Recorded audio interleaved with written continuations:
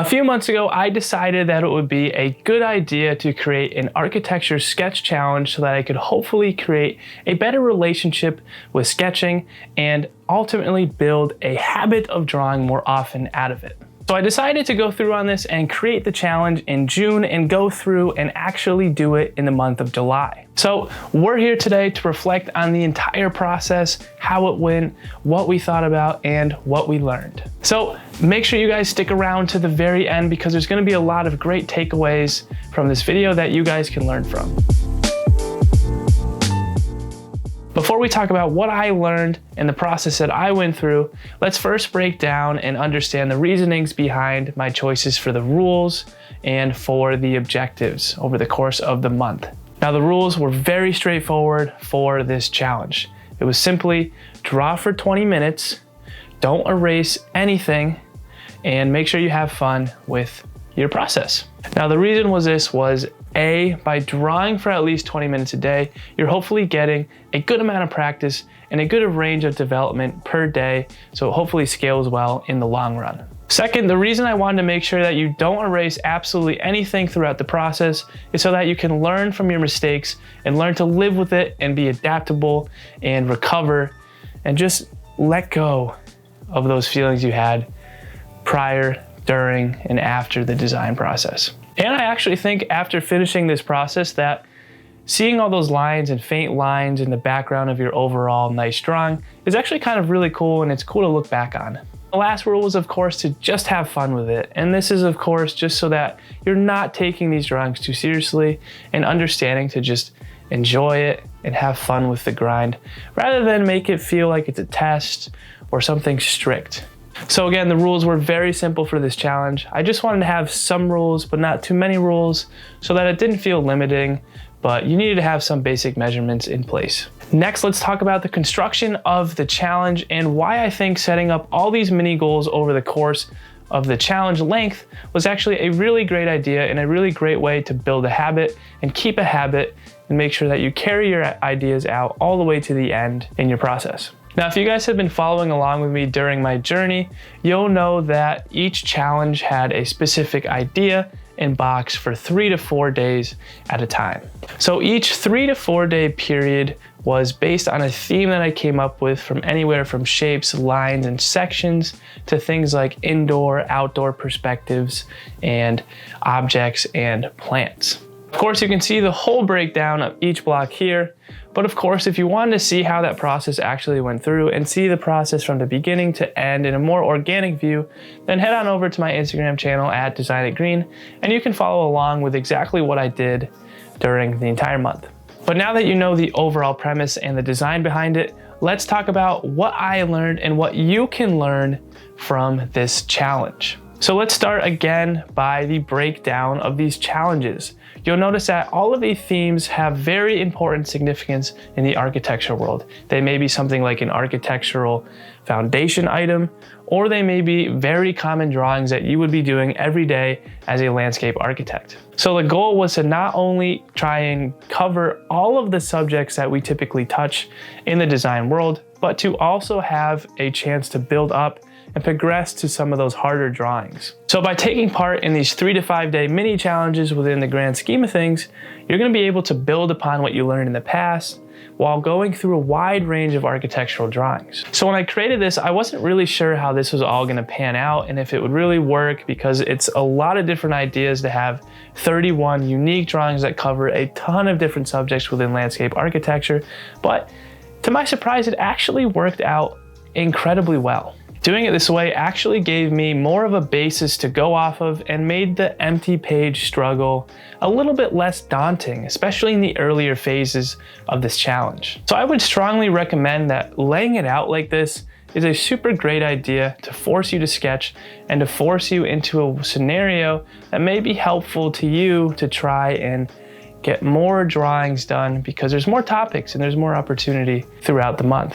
But moving on to the next topic, let's talk about the very first fundamental thing I noticed from my sketches. So as someone who isn't that great at sketching and someone who doesn't like to sketch that much and finds it daunting, one of the very first things I learned, and one of the best things I learned over the course of this month was the value of patience and line weights. And I learned this because in most cases, if you don't like doing something or you're not good at it, you tend to rush through something and try to get it done as quickly as possible with as little tools as possible. And in sketching, this is actually the worst thing you could do for your drawings. And I think this is actually part of the reason why I didn't really get that much better at drawing over the course of my school years, and why I haven't developed until I really got this through my head. So about halfway through this challenge, I learned to just let my drawings develop over time and start to play with line weights even more, that my drawings actually started to look better. Now, part of this was, of course, by making the rule to not erase anything, but entirely when I learned to use the line weights effectively and learned to draw very faint lines and guidelines, it really helped me to let the drawing get carried through and see how to get the drawing to a final state from a very beginning, rudimentary, ugly state. So typically I would always use maybe one pencil or one pen and try to do all of the detailing, all of it in one go, rather than start with faint lines, get slightly darker with the lines you know are correct, build and work upon the ones you don't, and slowly start to build your entire drawing out over time. So here I really learned that using multiple drawing instruments was very important and very useful in this process. So taking the extra second to switch pens or pencils instead of trying to rush through it actually made a huge difference, and more of a difference than I thought about in the beginning of this process. Which, of course, you're probably thinking, shouldn't you know that? Shouldn't you know about line weight hierarchy? And the answer is, of course, yes, but there's a lot of little small things that you kind of don't really learn until you're doing it enough. And in this case, this was something that I really didn't pay enough attention to, and something that I really noticed this time around. In previous drawings, I always thought about line weight hierarchy as layering from top down, rather than actually using line weight as a way to tell the difference between edges and nodes, or drawing details rather than the layering style. But in addition to learning how to have better patience and use better line weights, another really key and really important detail to notice is the use of guidelines. Now, about halfway through this challenge, I remembered just how powerful the use of guidelines can be, and the use of bounding boxes throughout your drawings to draw any object, any shape, anything you want can be drawn from these guideline basics. So this rediscovery was about halfway through the process again, and was a serious life hack, and instantly took my drawings up another level immediately. And now that I had the patience and the line weight discovery and being able to draw faint lines, it really propelled me in the second half of this phase. Like, for example, one of the last drawings I did was a bridge in Cape Cod. Now, I have never been able to draw bridges that looked remotely accurately before, but by using the very faint line technique and bounding box, and then drawing a curve within it, I was actually able to come up with a very realistic looking bridge in the end of it, and was one of my favorite drawings to complete. So this discovery led me to the next phase of the progression, which was starting to look at the world and the objects around the world through the lens of a sketcher. I started to think about this a lot towards the last couple of drawings and in the end of this challenge. And this idea and theory was something I was never able to get a good grasp on in school, so it was actually really cool to start to be able to see those things after this month process. I'm sure a lot of you were taught when you were drawing, if you made a box and zoomed it in and out to what you were trying to look at, then you could get a good grasp on what is actually going to be in your drawing or not in your drawing. Personally, that strategy was trash. That thing did nothing for me. I could never get a grasp of that. But by using these guidelines in a way to fit these objects into a frame and then draw within the frame was actually a lot more useful to me, and helped me out a ton on my perspectives and where things fit into a space and the overall proportions of things. So once I learned that something like a pot for a plant could be started in a box and then you draw the pot within that box. You have these equal proportions, and it ends up making the drawing a ton easier and also way more realistic too immediately. So those three things in terms of drawing techniques greatly improved and are still greatly improving after this challenge. Now, there's also a couple things on the mental side that I learned throughout this process as well. To start, I think it's an understatement to say the fear of messing up and the fear of starting on a blank page is probably one of the biggest hurdles that new sketchers and new designers face. Of course, this is going to sound cliche, but it wasn't until I stopped caring about the outcome and caring what it looked like that my drawings actually started to improve. And I realized this when I was going through the process, because by stopping caring about the outcome, it actually gets you to focus on the actual composition of the drawing rather than how the drawing looks immediately as it's going. So it lets you kind of take a breath and move through the drawing in a much more holistic way in how it was intended to be developed. So once I was able to let go, I was able to focus on the composition, the form, the textures, the details a lot better than when I'm starting to draw it and not liking it and erasing it immediately or getting scared to draw something that's new to me. Which again is back to why I wanted to make sure that you couldn't erase anywhere on the drawing or anywhere throughout the drawing so that you learned to adapt as you go.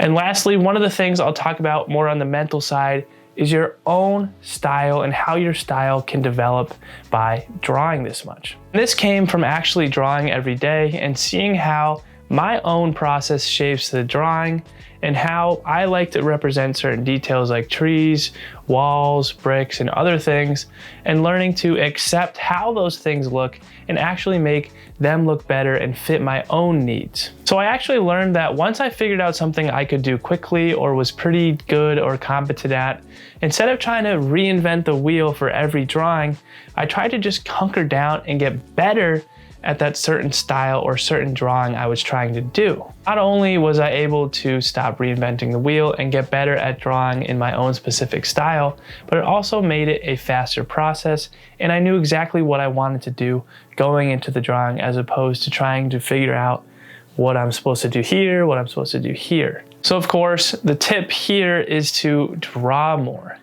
and draw as much as you can, because this will build a habit and will build a style over time. There's no tip to build a style besides just draw, see what you like, see what you don't like, take what you like, get better and better and better at it, and see what it evolves into. So overall, this drawing process and drawing challenge really taught myself a lot about myself and my sketching abilities and just where I'm at as a sketcher. I've always thought that sketching is a really great design tool and is a really great option for you to explore things in very early to late stages of design, even in the dominated computer world that it is today. Well, that said, I have the habit built now and I'm continuing to draw every day, if not every other day. And it's been a lot of fun doing that. So I'm really glad that this challenge had such a positive impact on me. So I hope that you guys enjoyed this process, and I hope that some of you follow along with this and go through your own journey as well to grow as a sketcher. If you found this video interesting and helpful, be sure to like the video and drop a comment below on what you've learned through your sketching process over the years, or what you would like to see through your own development through this process. Also, I'm curious if you guys would be interested in me creating a series on sketching, on things like fundamentals and techniques in architecture and in architectural drawing. So if you're interested in that, let me know in the comments below or DM me on Instagram as well. And as always, be sure to subscribe if you haven't already, and be sure to check out a recent video on the architectural design process. I think it's a really cool one and you guys will be very interested in it. But that's all for me today. So take care, everyone. Thanks for listening. Thanks for following along with me on this journey, and I will see you guys next time. Peace.